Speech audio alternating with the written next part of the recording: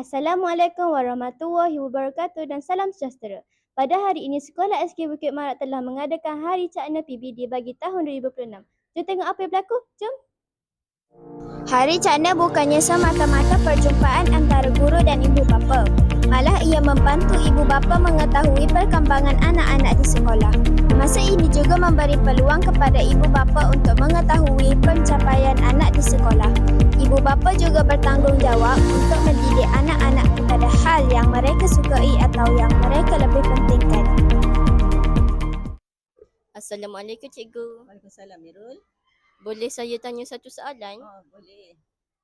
Bagi cikgu, apakah tujuan Hari Cakna PBD diadakan? Okey, tujuan Hari Cakna PBD ini, setiap tahun kita memang adakan Hari Cakna PBD 2 kali setahun. Tujuannya adalah untuk ibu bapa terutama sekali mengetahui perkembangan, pencapaian dan juga tahap penguasaan anak-anak mereka dalam pentaksiran bilik darjah khususnya. Baik, terima kasih cikgu. Assalamualaikum Ustazah. Boleh saya tanya soalan? Apakah tujuan Hari Cakna PBD untuk tahun ini bagi Ustazah? Okey, Hari Cakna PBD sebenarnya ialah dia untuk memberi peluang kepada ibu bapa, murid-murid untuk mengetahui perkembangan, pencapaian dan tahap penguasaan anak-anak dalam pembelajaran melalui pentaksiran bilik darjah. Baik, terima kasih Ustazah. Sama.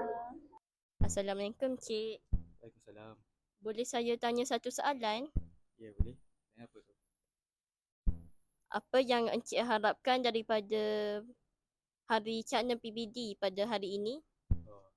Saya berharap untuk melihat prestasi dari adik saya dan pencapaian yang dia boleh buat dalam ni lah, dia punya pembelajaran.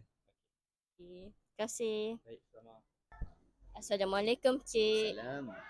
Boleh saya tanya satu soalan? Boleh. Apakah harapan Encik daripada Hari Cakna PBD pada hari ini?